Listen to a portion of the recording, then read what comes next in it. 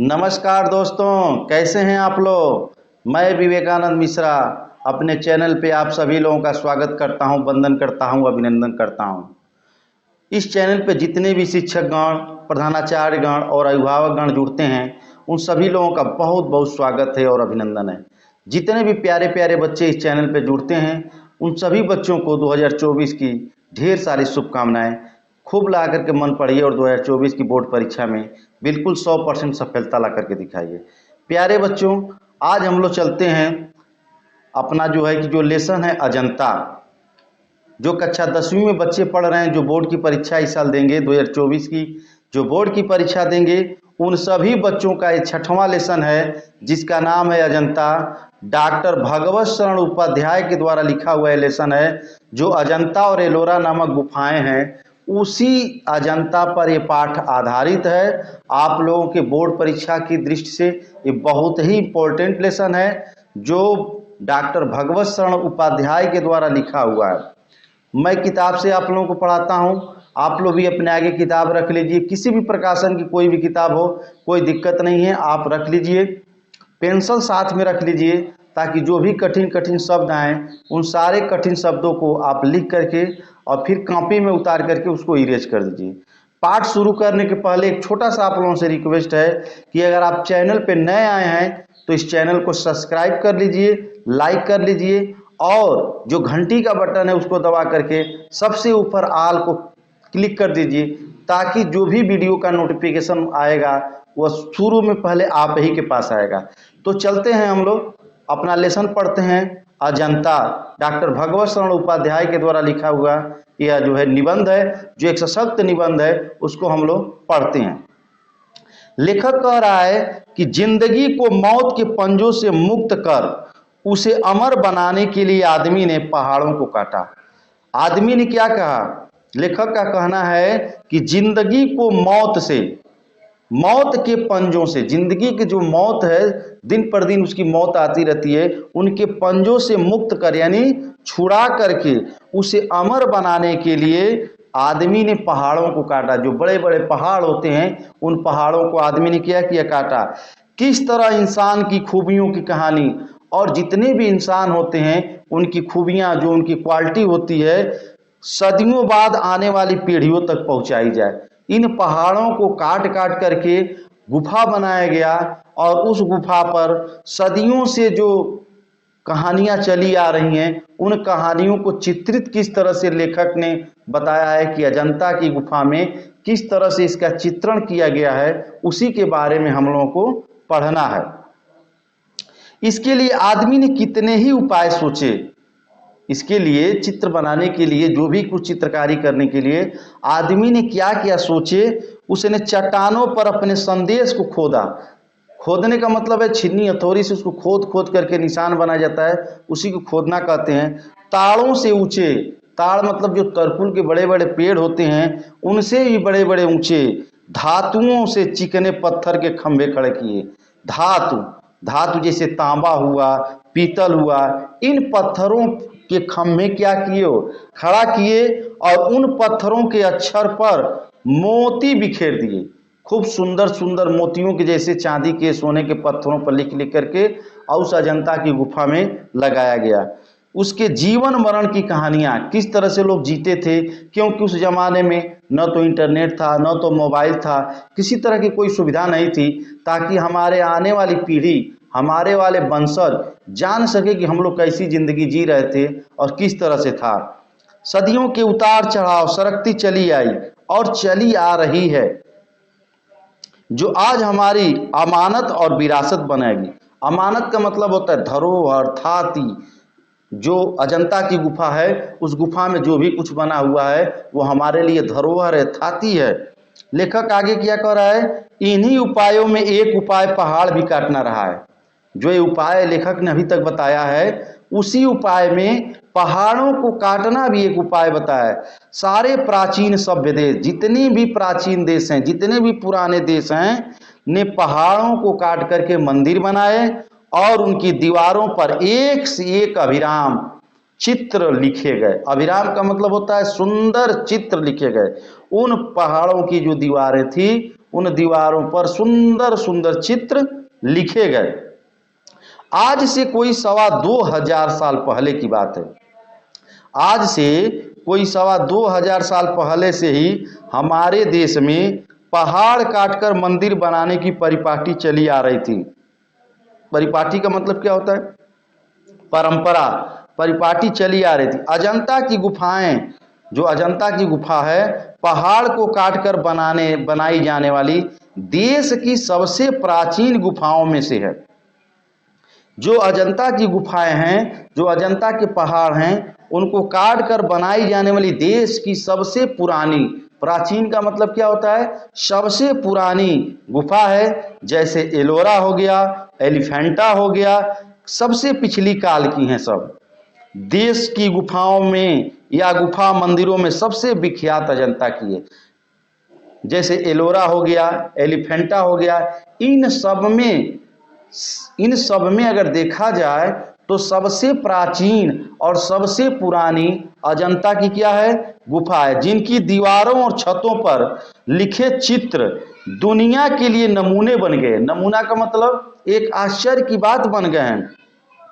चीन के तून हुआंग और लंका के सिमरिया की पहाड़ी दीवारों पर उसी के नमूने को चित्र नकल करके ले गए थे। जो अजंता के चित्र बने हुए हैं, जो अजंता की दीवारों पर चित्र बनाए गए हैं, उन्हीं चित्रों को चीन में और श्रीलंका के लोग ले आकर के देख करके नकल करके और वहाँ पर वही चित्र बनाए हैं। अजंता के चित्रों ने विदेश को इस प्रकार, विदेशी लोगों को इस प्रकार अपने प्रभाव से निहाल किया। निहाल करने का मतलब अपने प्रभाव से इस तरह प्रभावित किया, तब भला अपने देश की जो नगर देवता उनके प्रभाव से कैसे अछूता रह सके। जब विदेश को प्रभावित किया, विदेश को जब छोड़ नहीं सका, तो वह अपने देश को कैसे छोड़ सकता है? अपने देश को कैसे छोड़ सकता है? जितने भी देश के लोग हैं सबको क्या किया? निहाल किया। बाघ और सिमतल की गुफाएं उसी अजंता की परंपरा है। उसी अजंता की जो क्या है? परंपरा है, जिनकी दीवारों पर जैसे प्रेम और दया की एक दुनिया ही सिरज गई है। दुनिया सिरजना का मतलब सज गई है। जो एक दुनिया है वह क्या हो गई है? सज गई है। लेखक का कहना है कि जैसे संगबाजों ने जो पत्थर के कलाकार होते हैं, जो पत्थर को काट करके उसमें जान भर देते हैं, उन्हीं को संगसाजों कहते हैं, ने उन गुफाओं पर रौनक बरसा दी है। चितेरे जैसे रंग और रेखा में दर्द और दया की कहानी लिखते गए। चितेरे मतलब जो चित्रकार होते हैं, जो चित्र बनाते हैं, उनको हम चितेरे कहते हैं। चित्रकारों ने जैसे उसमें रंग भर दिया, रेखा में दर्द और दया की कहानी लिखते गए, उनमें इतना सुंदर सुंदर चित्र बनाए गए कि उसमें उसको चित्रों को उसमें कलर डाल डाल करके और उनमें सुंदर बनाए। कलावंत मतलब जो कलाकार थे, छेनी जानते हैं ना, जो छीनी हथौड़ी से इसे मार मार करके सुंदर सुंदर चित्र बनाया जाता है। छेनी से मूर्तें उभारते कोड़ते गए, छीनी की हथौड़ी से उसमें मूर्तियां उभारते गए और कोड़ते गए, खूब सुंदर सुंदर बनाते गए। वैसे ही अजंता पर कुदरत का नूर बरसता गया। कुदरत मतलब होता है प्रकृति। नूर मतलब क्या होता है? आभा, चमक, सुंदरता बरस पड़ी। प्रकृति भी वहीं थिरक उठती थी। थिरकने का मतलब नाच उठती थी। इतना सुंदर बना कि प्रकृति भी इसको देख करके क्या हुई? थिरकने लगी, नाचने लगी। बंबई के सूबे में बंबई और हैदराबाद के बीच विंध्याचल के पूरब पश्चिम दौड़ती हुई पर्वतमालाओं से निचौधे का मतलब होता है सबसे नीचे पहाड़ों का एक सिलसिला उत्तर से दक्षिण चला गया। ये बता रहा है कि बंबई के सूबे, बंबई के पास से और हैदराबाद के बीच में जो विंध्याचल के पूरब और पश्चिम दौड़ती हुई पर्वतमालाएं, यानी पर्वतों की मालाओं के बारे में लेखक कह रहा है। सबसे निचली पहाड़ का एक सिलसिला उत्तर से दक्षिण की तरफ क्या हो गया? चला गया, जिसे सहाद्री कहते हैं। सहाद्री मतलब पर्वतों की मालाएं। सहाद्री का मतलब होता है पर्वत की मालाएं। अजंता के गुहा, गुहा मतलब होता है गुफा, अजंता के गुफा मंदिर में उसी पहाड़ी जंजीर को सनात करते हैं। सनात मतलब बनाते हैं। लेखक आगे कह रहा है, अजंता गांव से थोड़ी ही दूर पर पहाड़ों के पैरों में सांप सी लौटती हुई बहादुर नदी कमान सी मुड़ गई है। लेखक क्या कह रहा है, अजंता गांव, गांव का भी नाम है अजंता, अजंता गांव से थोड़ी ही दूर पर पहाड़ों के पैरों में सांप सी लौटती हुई, सांप मतलब ऐसे ऐसे जो सांप ऐसे ऐसे चलते हैं, उसी को सांप की तरह लौटती हुई जो नदी है, कौन नदी है, बहादुर नदी कमान सी मुड़ गई है। वहीं पर्वत का सिलसिला एकाएक अर्ध चंद्राकार हो गया है। चंद्राकार का मतलब जैसे चंद्रमा होता है, चंद्रमे का आधा हिस्सा उजाला है और आधा खत्म है, उसी को चंद्र आकार कहते हैं। ऐसे जो बना हुआ चंद्राकार उसको चंद्र आकार कहते हैं। कोई 250 फुट ऊंचा हरे वनों के बीच मंच मंच पर कि तरह तरह उड़ते पहाड़ों का सिलसिला हमारे पुरखों को भा गया। क्या हो गया, कोई 250 फुट ऊंचा, 250 मतलब लगभग 250 फीट ऊंचा हरे वनों के बीच, जैसे लगा हो मंच लगा हो, एक के बाद एक के बाद एक उठते पहाड़ों का सिलसिला हमारे पुरखों, पुरखों मतलब हमारे जो पूर्वज लोग थे, हमारे जो पुराने लोग थे को भी भाग गया। भाग गया मतलब उनको भी अच्छा लगने लगा और उन्होंने उसे खोद कर भवनों महलों से भर दिया। उन पहाड़ों को लोग क्या किए, खोद खोद करके पहाड़ों को काट काट करके उनमें भवन और महल क्या किए, बना दिए। सोचिए जरा, ठोस पहाड़ की चट्टान छाती, जो ठोस पहाड़ है उसकी चट्टान जैसी छाती, इतनी मजबूत छाती और कमजोर इंसान, भाई पहाड़ से तो इंसान कमजोर ही होगा, पहाड़ की चट्टान जैसी छाती को कमजोर इंसान का मेल कैसे किया जाए। जो पर्वत का हिया, हिया मतलब हृदय, दरकता चला गया, यानी मनुष्य क्या किया, उसके पहाड़ों को काटता चला गया, यानी दरकता चला गया और वहाँ एक से एक बरामदे, हाल और मंदिर बनते हुए चले गए। मनुष्यों ने क्या किया, पहाड़ों को काटते चले गए और वहाँ पे हाल, मंदिर और बरामदे बनते चले गए दिन पर दिन। पहले पहाड़ काट कर उसे खोखला कर दिया गया। मनुष्यों ने क्या किया, पहले पहाड़ों को काटा और काट करके उसको खोखला कर दिया, फिर उसमें सुंदर भवन बना दिए गए। सुंदर सुंदर उसमें क्या किए, भवन बना दिए गए, जहाँ खंभों पर उभारी मूर्तें बिहस उठी। खंभों पे क्या हुई, उभारी उभरती हुई मूर्ति बिहस उठी। बिहस उठी मतलब एकदम लग रहा था कि वो मूर्तियां जो उस पर बन रही हैं चित्रकारी, वो बिल्कुल हंस उठी। भीतर की समूची दीवारें, जो अंदर की समूची दीवारें थी और छतें रगड़ कर चिकनी कर ली गई, बिल्कुल रगड़ करके उसको चिकना कर लिया गया, साफ कर ली गई। तब उनकी जमीन पर चित्रों की एक दुनिया ही बसा दी गई। इतने चित्र बनाए गए कि उस चित्रों से एक पूरी की पूरी दुनिया ही बस गई। पहले प्लस्तर लगा करके उस पर क्या किया गया, प्लस्तर लगा करके आचार्यों ने उन पर लहराती रेखाओं में चित्रों की काया सिरज दी। उसको पहले प्लस्तर किया गया और उसके बाद प्लस्तर करते हुए लहराती हुई रेखाएं, जैसे लहराएं जो लहर रही हैं, उस पे काया, काया मतलब शरीर, सुंदर सुंदर शरीर को सजा दिया गया। फिर उनके चेले आगे चल करके भविष्य में जो उनके चेले हुए कालांतरों ने उनमें रंग, सुंदर सुंदर रंग भर करके उसमें जान फूंक दिए, उसमें प्राण फूंक दिए। इतना सुंदर उसको बनाया गया कि लगता था कि वो मूर्तियां बिल्कुल बोल उठोगी। फिर तो दीवारें उमग उठी और पहाड़ पुलकित हो उठे, यानी प्रकार जो क्या है, पुलकित मतलब पहाड़ बिल्कुल प्रसन्न हो उठे। लेखक आगे कह रहा है, कितना जीवन बरस पड़ा है, ये जीवन कितना बरस पड़ा है इन दीवारों पर, जैसे फसाने अजायब का भंडार खुला पड़ा हो। अजायब, फसाने अजायब का मतलब होता है आश्चर्यजनक कहानी का भंडार खुला हुआ है। कहानी से कहानी टकराती चली गई, इन कहानियों से कहानियाँ क्या हुई, उस पर इतने सुंदर सुंदर चित्र बनाए गए थे, सब कुछ बनाए गए थे, जैसे कहानियाँ उस पर चल रही हों। कहानियों से कहानियाँ टकराती चली गई।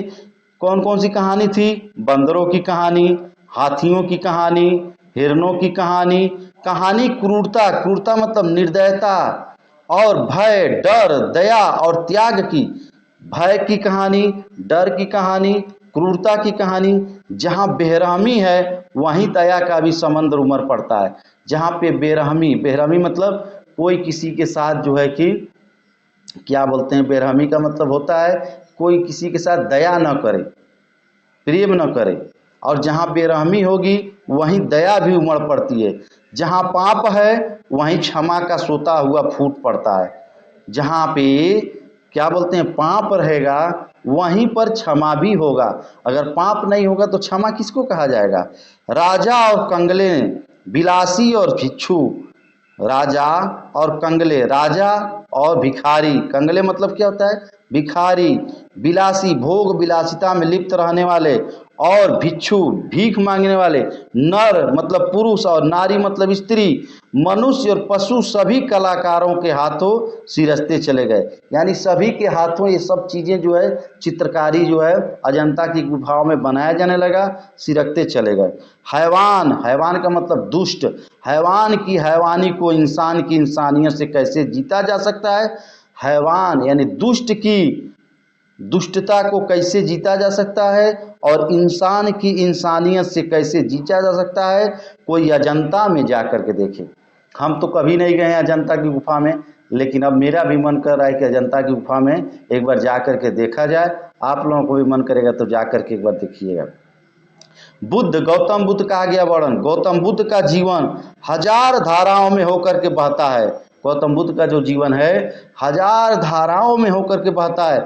जन्म से लेकर निर्माण, निर्माण मतलब मृत्यु तक उनके जीवन की प्रथम घटनाएं कुछ ऐसे लिखी गई हैं कि आंखें अटक जाती हैं। अटकने का मतलब गौतम बुद्ध की जो जीवन की घटनाएं ऐसे लिखी गई हैं कि उस पर जो नेत्र हैं, जो आंखें हैं, बिल्कुल जाकर के अटक जाती हैं, बिल्कुल जाकर के उस पर बिल्कुल रुक जाती हैं, हटने का नाम ही नहीं लेती हैं। इतना एकदम आंखें उस पर क्या होती हैं, टिक जाती हैं कि हटने का उस पर क्या होती है, नाम नहीं लेती है। या हाथ में कमल लिए बुद्ध खड़े हैं। गौतम बुद्ध को क्या दिखाया गया है, हाथ में कमल का फूल लिए खड़े हैं। जैसे छवि छलक पड़ती है, उनकी जो छवि है, जो उनकी सुंदरता है, बिल्कुल क्या होती है, छलक पड़ती है। उनकी उभरे नयन, उनके एकदम बड़े बड़े एकदम खिले हुए नयन, जोत प्रसरती जा रही है। उनकी आंखों की जो जोत है बिल्कुल चारों तरफ फैल रही है। और यह असोधरा है। असोधरा मतलब उनकी पत्नी, गौतम बुद्ध जो हैं उनकी पत्नी का नाम है यशोधरा। इन सब का चित्र उस पर बना है। वैसे ही कमल नयन धारण किए त्रिभंग में खड़ी है। त्रिभंग मतलब कि तीन तरह से ऐसे खड़ी है, बिल्कुल जैसे कोई स्त्री ऐसे खड़ी होती है जो तीन जगहों से मुड़ी उसकी शरीर हो। और यह दृश्य है महानिष्क्रमण। महानिष्क्रमण का मतलब होता है जो सब कुछ इस संसार की मोह माया का त्याग करने के बाद किसी चीज का उसके अंदर मोह माया और लालच नहीं रहता है, उसी को महानिष्क्रमण कहते हैं। यशोधरा और राहुल, यशोधरा के पुत्र हैं राहुल, निद्रा में सोए हैं, बिल्कुल निद्रा में सोए हैं। और गौतम बुद्ध, एक कहानी उस पर दर्शाया गया है, जो अजंता का जो गुफा है उस अजंता में एक चित्र बनाया गया है कि जहाँ पे गौतम बुद्ध, उनकी पत्नी यशोधरा और राहुल निद्रा में क्या हैं, ये दोनों लोग सोए हुए हैं। उसी समय गौतम बुद्ध दृढ़ निश्चय करते हैं, अपने अंदर दृढ़ निश्चय करके धधकते हिया को संभालते हैं। अपने हृदय को जो है कि धधकते हृदय को, अपने धधकते हुए हृदय को क्या करते हैं, संभालते हुए। और यह नंद है, नंद मतलब उनके भाई, अपनी पत्नी सुंदरी का भेजा, सुंदरी का भेजा। जैसे उनकी जो पत्नी है, जो सुंदरी है, वह क्या करती है, अपने पति नंद को भेजती है कि द्वार पर आए हुए भिक्षु को लौट जाने दो। जा करके कह दो कि जो बौद्ध भिक्षु, ये गौतम बुद्ध ही हैं जो अपने भाई के दरवाजे पर भिक्षा मांगने गए, उनको जाकर कह दो कि जाओ, यहाँ कुछ है नहीं, भिक्षा मत लो, लौट जाओ। और लौटे भाई, उनके भाई जो लौट गए, बुद्ध को जो लौटाने आया था, जो बुद्ध, गौतम बुद्ध को उनके भाई जो लौटाने आए थे कि जाओ भिक्षा नहीं है तुम चले जाओ, और जिसे भिक्षु बन जाना पड़ा। और उनके जो भाई नंद थे वह क्या हो गए, गौतम बुद्ध के साथ वो भी भिक्षु बन गए, लौटाने आए थे और उन्हीं के साथ भिक्षु बन गए। बार बार वह भगाने को होता है, वह बार बार उनको भगाने के लिए आता था, लेकिन एक बार बार बार वह पकड़ कर संघ में लौटा दिया जाता था। क्योंकि गौतम बुद्ध जो है बौद्ध धर्म को मानने वाले थे, और बौद्ध धर्म में जो मानते हैं उनको भिक्षु कहा जाता है, और उसमें जो लोग रहते हैं उनको संघ कहा जाता है। बार बार लोग उनको पकड़ करके लाते थे और फिर क्या होते थे, वो संघ में लौट जाते थे। उधर फिर वो वसुंधरा है और बालक राहुल के साथ, यशोधरा उनकी पत्नी और बालक राहुल के साथ है। बुद्ध आए हैं, गौतम बुद्ध उनके घर आए, किसके घर, अपनी पत्नी के घर आए, पर बजाय पति की तरह आने की तरह नहीं आए। जो गौतम बुद्ध थे अपने घर यानी अपने पत्नी के घर आए, लेकिन पति की तरह नहीं आए बल्कि भिखारी की तरह आए। जैसे कोई भिखारी आता है भीख मांगने के लिए, उसी तरह से वो भिखारी की तरह आए और भिक्षा पात्र देहली में चढ़ा दिए। अपना जो भिक्षा का पात्र है, जो भीख मांगने का बर्तन है, उसको देहली पे यानी रख दिए। यशोधरा क्या दें, यशोधरा कह रही है कि हम आपको भिक्षा में क्या दें, जब उसका स्वामी ही भिखारी बन करके आया है। जब मेरा जो पति है वह स्वयं भिखारी बन करके आया है तो मैं उसको क्या दे सकती हूँ। पर है ही क्या मेरे पास, उसके पास जो उसकी मुकुट मणि सिद्धार्थ के खो जाने के बाद। वह कह रही है कि जो मेरा सुंदर पति था सिद्धार्थ, मुकुट मणि, जिस तरह से जो है कि सुंदर सोने के मुकुट मणि की तरह सिद्धार्थ, क्योंकि बुद्ध का बचपन का नाम भी सिद्धार्थ था। सिद्धार्थ के खो जाने के बाद अब मेरे पास क्या बचा है कि मैं दूं, सोना चांदी मणि मणिक हीरा मोती। तो उस त्यागी जगदाता के लिए मिट्टी के मोल नहीं है। जगदाता मतलब संसार की रक्षा करने वाले, उसको हीरा मोती माणिक सोना चांदी से क्या मतलब। पर हाँ कुछ उसके पास है। यशोधरा कह रही है कि कुछ उसके पास बचा हुआ एकमात्र लाल है, और वह लाल का नाम है राहुल। मेरे पास जो एक पुत्र बचा हुआ है उस पुत्र का नाम है राहुल, और उसे ही वह अपने सर्वस्व की तरह बुद्ध को दे डालना चाहती है। सर्वस्व मतलब सब कुछ बुद्ध की तरह वो क्या करना चाहती है, बुद्ध को दे डालना चाहती है। और उधर वह बंदरों का चित्र है। ये कहानी आपकी समाप्त हो गई, क्योंकि कहानी जो अजंता की गुफाओं पे जो बना हुआ है इस तरह के चित्र दर्शाए गए। ये सारे चित्र अजंता की गुफाओं पे दर्शाए गए हैं। और दूसरे तरफ क्या बना है, उधर बंदरों का चित्र है।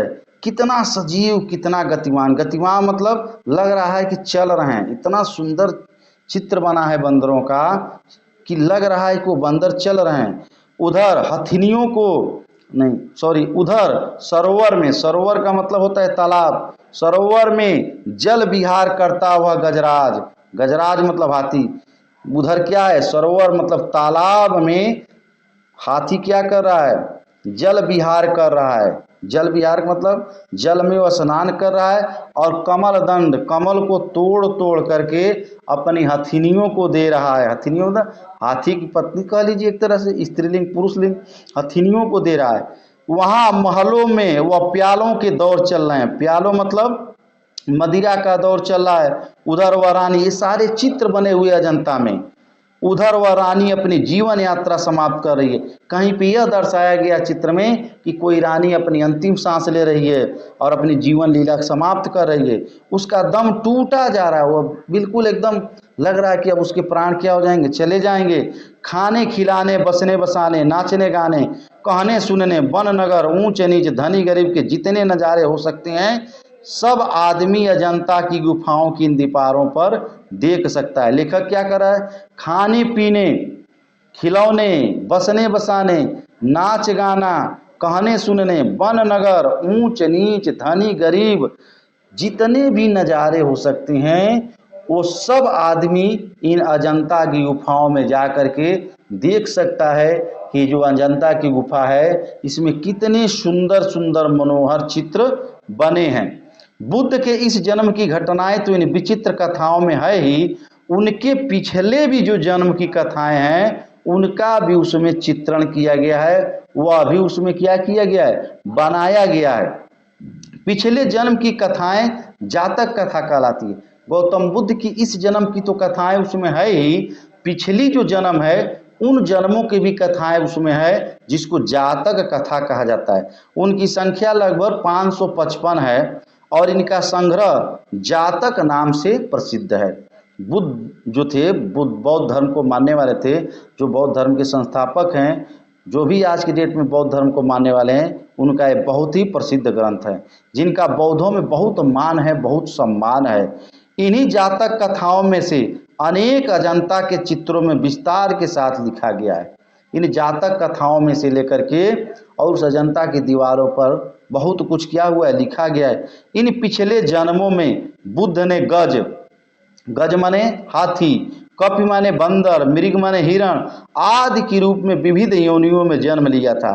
क्या कह रहा है लेखक कि बुद्ध का जो पिछले जन्म में क्या थे, हाथी थे, बंदर थे, हिरण थे, इन सब का विविध योनियों में, विभिन्न विभिन्न प्रकार के योनियों में जो जन्म लिए हैं, उनका चित्र बहुत ही सुंदर मार्मिक तरीके से दिखाया गया है। और संसार के कल्याण के लिए दया त्याग का आदर्श भी स्थापित करने के लिए वो बलिदान हो गए। इसका भी चित्र उन्होंने उस अजंता की गुफा में आप लोगों को देखने के लिए मिलेगा कि जहाँ पे त्याग और दया के लिए वो अपने आप को एकदम बलिदान कर गए। उन स्थितियों में किस प्रकार पशुओं तक ने मानवोचित व्यवहार किया था, उस लेखक क्या कर रहा है, उन स्थितियों में जो स्थितियों का चित्र बनाया गया है उसमें पशुओं के द्वारा भी मानवों के द्वारा किए गए व्यवहार को दिखाया है कि किस प्रकार औचित्य का वो लोग पालन किए हैं। यह सब उन चित्रों में असाधारण खूबी से दर्शाया गया है। बहुत कठिनता नहीं है, एकदम बिल्कुल साधारण की तरह से दर्शाया गया है कि किस तरह से जो है उस समय के जो पशु थे, उस समय के जो जानवर थे, वह मानवों के द्वारा मानवों के जैसा व्यवहार करते थे। खूब अच्छे से दर्शाया गया है अजंता की दीवारों पर। और उन्हीं को दर्शाते समय चितेरों मतलब चित्रकारों ने अपनी जानकारी की गांठ खोल दी। उनकी जितनी भी जानकारियां थी, सारी जानकारियों की क्या किए, वो गांठ खोल दिए, जिससे नगरों और गांवों, महलों और झोपड़ियों, समुद्रों की पनघटों का संसार अजंता के उस पहाड़ी जंगल में उतर पड़ा। जितने भी चित्रकार थे वो अपनी जितना भी उनको नॉलेज था, उस नॉलेज की गांठ बिल्कुल खोल दिए और नगरों, गांवों, महलों, झोपड़ियों, समुद्रों, पनघट में जहाँ पे पानी भरा जाता का संसार उस अजंता की पहाड़ियों में, उस जंगल में क्या किए, सब कुछ उतार कर रख दिए। इतना सुंदर अजंता की गुफा है जो एलोरा और एलोफेंटा से भी बहुत ज़्यादा प्रसिद्ध है। और वह चित्रकारी इस खूबी से संपन्न हुई है कि देखते ही बनता है। इतना सुंदर चित्रकारों ने चित्रकारी की है कि देखने के बाद आंखें टिकी की टिकी रह जाती हैं, बिल्कुल देखते बनता है। जुलूस के जुलूस हाथी, झुंड के झुंड हाथी, घोड़े, दूसरे जानवर जैसे सहसा जीवित होकर के अपने अपने समझाए हुए काम जादूगर के इशारे पर संभालने लगे। ऐसा चित्र बनाया गया है, कैसा बनाया गया है कि झुंड के झुंड हाथी जैसे लगता है कि सहसा जीवित होकर के किसी जादूगर के द्वारा यानी किसी के इशारे पर काम कर रहे हैं। इतना सुंदर चित्रकारी हुई है, इतना उसमें सुंदर सुंदर रंग भरे गए हैं अजंता की गुफाओं में। इन गुफाओं का निर्माण ईसा के करीब 200 साल पहले शुरू हो गया था। इस अजंता का निर्माण, जो अजंता की गुफाएं हैं, इस अजंता का निर्माण ईसा के लगभग 200 साल पहले शुरू हो गया था और 7वीं शताब्दी में बनकर एक बिल्कुल क्या हो गया था, तैयार हो चुका था। एक दो गुफाओं में करीब 2000 साल पुराने चित्र भी सुरक्षित है। इन एक दो जो वहाँ पे जो एक दो गुफा हैं उसमें लगभग करीब 2000 साल पुराने को भी चित्रों को भी सुरक्षित करके रखा हुआ है। पर अधिकतर चित्र हैं वह भारतीय इतिहास के सुनहरे युग, जो भारतीय इतिहास का जो युग है, सुनहरा जो युग है, जो 5वीं शताब्दी जो गुप्त काल होता है और चालुक्य काल यानी 7वीं शताब्दी के बीच में बने हुए हैं, ये सबसे सुनहरा काल माना जाता है। लेखक अगले पैराग्राफ में कहता है कि अजंता संस्कार की चित्रकलाओं में, अजंता जो है संसार की चित्रकलाओं में अपना अद्वितीय स्थान रखता है। अजंता संसार की जितनी भी चित्रकलाएं हैं उसमें अपना बहुत ही महत्वपूर्ण स्थान रखता है। इतने प्राचीन काल के इतने सजीव, प्राचीन मतलब पुराने काल के, इतने सजीव, सजीव का मतलब होता है जिसमें एकदम जान हो, इतने गतिमान जैसे लग रहा हो कि चित्र चल रहे हैं, इतने बहुसंख्यक यानी बहुत ज़्यादा कथा प्राण चित्र कहीं भी नहीं बना है जितना अजंता की गुफा में बना है। और इतने सुंदर सुंदर चित्र बने हैं कि लग रहा है कुछ चित्र अभी बोल देंगे, लगता है चित्र बिल्कुल कुछ कह रहे हैं। अजंता के इन चित्रों ने देश विदेश सर्वत्र की चित्रकला को प्रभावित किया है। अजंता के जो चित्र हैं, चित्रों ने देश विदेश सर्वत्र मतलब सभी जगह की चित्रकला को बहुत ज़्यादा प्रभावित किया है। इतना वहाँ की सुंदर चित्रकला है। उसका प्रभाव पूर्व के देशों की कला पर तो पड़ा ही, जो पूर्व के देश हैं उनकी कलाओं पर तो इसका चित्रकला का असर पड़ा ही, बल्कि मध्य पश्चिमी एशिया भी उसके कल्याण के प्रभाव से वंचित नहीं रह सका। लेखक का क्या कहना है कि जो पूर्व के देश हैं वो भी इससे अछूता नहीं रहे, और मध्य एशिया के जो देश हैं वो भी इनके कल्याणकारी प्रभाव से वंचित नहीं रह पाए। इतना सुंदर अजंता की गुफा बना है, अजंता की चित्रकला बनी हुई है। कभी आपको भी मौका मिले तो जाकर के अजंता की गुफा को देख लीजिएगा। इसी के साथ हम लोगों का आज गद्य खंड का जो 6वां पाठ है अजंता समाप्त हुआ। डॉक्टर भगवत शरण उपाध्याय के द्वारा ये लिखा गया 6वां उपाध्याय है, 6वां अध्याय है। अगर आप लोगों को वीडियो अच्छा लगा हो, अगर ये पाठ आप लोगों की समझ में आया हो, तो दूसरे भी बच्चों को इस पाठ को जरूर से जरूर शेयर करिए। और जो भी लोग, एक बार मैं और कह देना चाहता हूं कि अभी तक जो लोग भी चैनल को सब्सक्राइब नहीं किए हैं, प्लीज़ एक बार और सब्सक्राइब कर लीजिए, लाइक करिए। और ज़्यादा से ज़्यादा जो बच्चे हाई स्कूल की 2024 की बोर्ड की परीक्षा देने जा रहे हैं उनको ज़्यादा से ज़्यादा शेयर करिए, ताकि वो लोग भी बच्चे पढ़ें। अभी मैं आप लोगों को जितना भी गद्यांश है उसकी व्याख्या पढ़ा रहा हूँ। व्याख्या के बाद जब व्याख्याएं खत्म हो जाएंगी तब आप लोगों को संदर्भ और क्वेश्चन आंसर कराऊंगा। आप लोग बिल्कुल टेंशन मत रहिए, ब्लैक बोर्ड पे मैं बिल्कुल इसका क्वेश्चन आंसर, संदर्भ कैसे लिखा जाता है, कैसे इसका क्वेश्चन आंसर लिखा जाएगा, सारा मैं ब्लैक बोर्ड पे बताऊंगा। तब तक आप लोग जो है कि मन ला के पढ़िए, और मैं चलता हूं अगले पाठ की तैयारी करने के लिए। तब तक आप लोग अपना ख्याल रखिए। Take care.